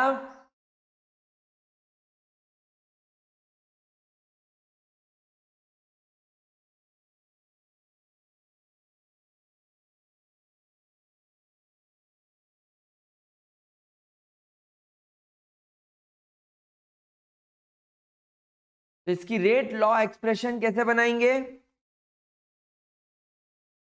Rate is equal to k, A first order है विथ रिस्पेक्ट टू ए और बी सेकेंड ऑर्डर है विथ रिस्पेक्ट टू बी। तो क्वेश्चन नंबर 1 तो मैंने सॉल्व कर दिया। अब क्वेश्चन नंबर बी की तरफ जाओ। अगर आप बी के कॉन्सेंट्रेशन को 3 टाइम्स कर दोगे तो क्या असर पड़ेगा?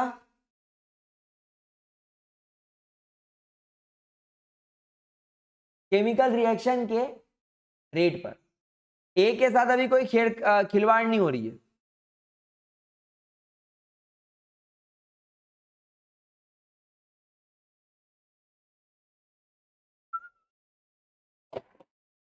ओ माय गॉड, मेरा फंस गया, मेरा डर के मारे फंस गया, इतनी जोर से ये गिरा। ये देखो हमारा ये गिर गया। गुड वाइब्स ओनली, स्माइल मोर, worry less, stay humble, dream big, ये यहाँ लगा हुआ था और वो नीचे गिर गया और हमारा फंस गया। चलो, तो क्वेश्चन नंबर 2 के अंदर हम कहेंगे लेट्स से इनिशियली ए और बी का कॉन्सेंट्रेशन 1 होगा। तो इसके लिए अपनी रेट एक्सप्रेशन बन जाएगी के 1 की पावर में 1 और बी 1 की पावर में 2। तो therefore rate will become equal to k. Now now now now जो आपका बी है उसका कॉन्सेंट्रेशन 3 टाइम्स बढ़ा दिया, लेकिन ए के साथ में अभी कोई खिलवाड़ नहीं करी गई है। अब आपका रेट क्या हो जाएगा? के 1 की पावर में तो 1 है,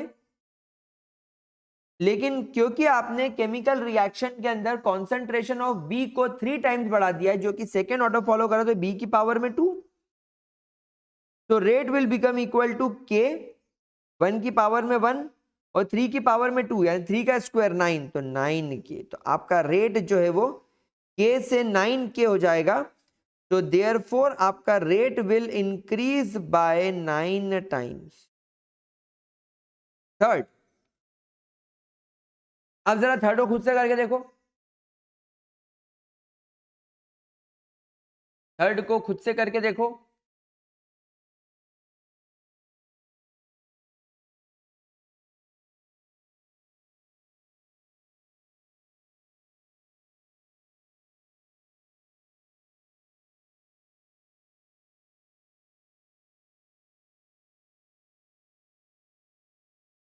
Oh, bio power.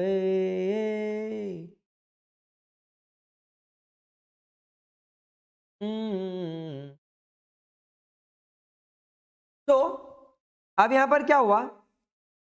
ए के कॉन्सेंट्रेशन को डबल डबल और बी के कॉन्सेंट्रेशन को भी डबल डबल कर दिया गया है। तो now rate is equal to k, A का कॉन्सेंट्रेशन 2 जिसको अपन 1 करेंगे और बी का कॉन्सेंट्रेशन 2 जिसका हम लोग स्क्वायर करेंगे। तो rate will become equal to k 2 की पावर में 1 2 2 टू द 4 8 यानी 8k। तो यहाँ पर अपना जो रेट है वो हो जाएगा 8k। तो यहाँ पर आपका जो रेट है it will increase by 8 times. तो इस तरीके से ये क्वेश्चंस आप लोग करेंगे। मेरे करण अर्जुन आएंगे, धरती के सीने फाड़ के आएंगे, वरना अपनी फड़वा के आएंगे। तो गाइस आज के लेक्चर में हम लोगों ने इस चैप्टर के एक बेसिक पार्ट के बारे में अच्छे से बात करी। अब आगे क्या करेंगे देखो, अब आगे अपने को इंटीग्रेटेड रेट इक्वेशंस करनी है, इनके ग्राफ पढ़ने हैं, फिर जीरो ऑर्डर की हाफ लाइफ देखनी है, उनके ग्राफ पढ़ने हैं, एग्जाम्पल देखने हैं, फिर हमको फर्स्ट ऑर्डर रिएक्शन देखनी है, उनके ग्राफ करने हैं, एग्जाम्पल्स करने हैं, उनकी हाफ लाइफ करनी है, फिर उसके ऊपर हम लोग कुछ क्वेश्चंस करके देखेंगे, फिर गैसियस फेज में फर्स्ट ऑर्डर रिएक्शन की कुछ बात करेंगे, फिर इसका एक क्वेश्चन आपको करवाएंगे, फिर एक सूडो फर्स्ट ऑर्डर रिएक्शन क्या होती है उसके बारे में बात करेंगे, फिर temperature dependent on rate of reaction की बात करेंगे, ल्यूइस बोल्ट्जमैन की बात करेंगे, आरेनियस इक्वेशन की बात करेंगे, और फिर इसके ऊपर कुछ क्वेश्चन देखेंगे, इफेक्ट ऑफ कैटलिस्ट देखेंगे, कोलिजन थ्योरी देखेंगे और हमारा चैप्टर कंप्लीट करेंगे। तो गाइस आज का जो लेक्चर है पार्ट 1 मैं यहीं पर रोकूंगा। इसके आगे की बात हम लोग डेफिनेटली करेंगे but in our next class. लेकिन आज की क्लास में मेरे बच्चों मैंने आपके साथ में जो केमिकल काइनेटिक्स का बेसिक्स किया है, मतलब क्या क्या किया है हम लोगों ने आज के लेक्चर में। हमने केमिकल काइनेटिक्स का इंट्रोडक्शन देखा, हमने देखा कि रेट ऑफ केमिकल रिएक्शन कैसे निकालते हैं, हमने उसकी यूनिट पर ध्यान दिया, हमने उनके ग्राफ पढ़े, ग्राफ के बेसिस पर हमने एवरेज रेट ऑफ रिएक्शन के अंदर प्रोडक्ट और रिएक्टेंट दोनों का एवरेज रेट निकालना सीखा। हमने देखा कि ये नेगेटिव साइन जो यहां पर है ये क्या इंप्लाई करता है, ये पॉजिटिव साइन क्या इंप्लाई करता है। फिर हमने इसको एग्जाम्पल के साथ करके देखा, हमने देखा कि स्टोइशियोमेट्रिक कोएफिशिएंट से डिवाइड क्यों किया जाता है, ये भी हम लोगों ने यहाँ पर रीजन लिखा। फिर इंस्टेंटेनियस भी हम लोगों ने देखा, फिर कुछ क्वेश्चंस लगाए डेफिनेटली। फिर उसके बाद हम लोगों ने factors affecting rate of reactions देखा, रेट लॉ इक्वेशन देखी, रेट लॉ पढ़ा, रेट लॉ कांस्टेंट के बारे में पढ़ा, एक्सपेरिमेंटल इक्वेशन होती है सब इसके बारे में स्टडी करा। हमने लॉ ऑफ मास एक्शन पर भी एक नजर डाली, हमने rate law expression, rate law constant निकाला, एग्जांपल्स देखे, क्वेश्चंस करके देखे, ऑर्डर ऑफ रिएक्शन के बारे में समझा, मोस्ट इंपॉर्टेंट। तो मेरे दोस्तों आज हम लोगों ने पढ़ा ऑर्डर ऑफ रिएक्शन के बारे में, और आगे अब हम लोग इसके कुछ क्वेश्चन देखे थे। क्वेश्चंस के अंदर मैंने आपको बहुत सारे क्वेश्चंस कराए थे, और फिर मैंने आपको इसकी रेट लॉ कांस्टेंट की मैंने आपको यूनिट निकालना सिखाई थी। और दोस्तों यूनिट निकालने की मदद से आप ये पता लगा सकते हो कि कौन से ऑर्डर की रिएक्शन है। अगर आपका रेट लॉ कांस्टेंट का यूनिट पर सेकेंड होता है तो वो फर्स्ट ऑर्डर रिएक्शन होती है। जी हाँ दोस्तों, मैं हूं टेक्निकल गुरुजी। फिर हम लोगों ने मॉलिक्यूलरिटी की बात करी थी, प्यार प्यार वाली टक्कर, टक्कर से निकला product, unimolecular, bimolecular, ट्राइमॉलिक्यूलर with examples. फिर हम लोगों ने देखा था कि प्रोबेबिलिटी 4 से ज्यादा कभी नहीं होगी, रिएक्शन एलिमेंट्री कॉम्प्लेक्स समझाई। ये कॉम्प्लेक्स रिएक्शन को देखकर आप लोग खुद ही समझ गए कि कैसे हम लोग ऑर्डर और मॉलिक्यूलरिटी इसको देखकर नहीं निकालेंगे, उसके लिए हमको किसकी जरूरत पड़ेगी, रिएक्शन के मैकेनिज्म की, क्यों कितने स्टेप में हो रहा है। फिर उस अकॉर्डिंग हम लोग मॉलिक्यूलरिटी, ऑर्डर ये सब पता लगाएंगे। फिर मैंने आपको ऑर्डर ऑफ रिएक्शन और मॉलिक्यूलरिटी में डिफरेंस बताया, ये बहुत इंपॉर्टेंट होता है स्पेशली बोर्ड्स वाले बच्चों। अगर आप बोर्ड एग्जामिनेशन वाले हो तो ये बहुत ज्यादा इंपॉर्टेंट है, वेरी वेरी वेरी इंपॉर्टेंट। फिर उसके बाद में हमने कुछ क्वेश्चंस करे, कुछ क्वेश्चंस करे, कुछ क्वेश्चंस करे, और बस पहुंच गए इंटीग्रेटेड रेट इक्वेशंस पर। तो गाइज आज का लेक्चर अपन यहीं पर स्टॉप करने वाले हैं, नॉट बियॉन्ड दैट। तो गाइज अगर अब आप लोगों को आज के लेक्चर में अभी तक कहीं कोई परेशानी, कोई दिक्कत हो तो आप कमेंट सेक्शन में लिख के जरूर बताओ, क्योंकि बेटा ये जो सीरीज चल रही है इस सीरीज के सारे क्वेश्चंस करने के बाद आप लोग बिल्कुल परफेक्ट हो जाओगे। तो मैं नीट वाले बच्चों को ये रेकमेंड करूंगा कि अब आप लोग अपनी किताब उठाएं, भले ही एनसीईआरटी फिंगर टिप्स कर रहे हो, भले ही आप एनसीईआरटी कर रहे हो, एग्जाम्पलर कर रहे हो, ओपी टंडन कर रहे हो या वेन अवस्थी कर रहे हो, वैसे एन अवस्थी तक जाने की जरूरत नहीं है। अगर आप ओपी टंडन और अपना एनसीईआरटी और अरिहंत के पीवाईक्यूज, ओसवाल के पीवाईक्यू, ओसवाल मत करना, अरिहंत की पीवाईक्यूज अगर आप ये सब करोगे तो आपका काम ऑटोमेटिकली बन जाएगा, ऑटोमेटिकली आपका काम बन जाएगा, आपको एक्सप्रेशंस आने लगेंगे, आपको क्लैरिटी आने लगेगी। ठीक है, तो चलो विद दिस हम लोग आज हमारा लेक्चर यहीं पर कंप्लीट करते हैं। बोर्ड्स वाले बच्चों एज इट इज नोट्स बना लो और केवल एनसीईआरटी सॉल्व कर लो, ये मेरी गारंटी है। आपको फुल मार्क्स आएंगे केमिस्ट्री में, बिल्कुल फुल फ्लेजेड मार्क्स आएंगे, बिल्कुल टेंशन लेने वाली बात नहीं है। तो गाइज अगर वीडियो पसंद आया हो तो लाइक जरूर करना, अपने दोस्तों के साथ प्लीज इस वीडियो को शेयर करो और जितना हो सके अपने दोस्तों के साथ इसको शेयर करना। अगर कहीं पर कोई प्रॉब्लम आती है, कोई दिक्कत आती है तो कमेंट सेक्शन में मुझे लिखकर जरूर बताना। मिलता हूं आपसे अगले वीडियो में, तब तक के लिए bye bye, tata, take care, good night, keep watching and don't forget to like share and subscribe Vedantu NEET made easy. Bye bye.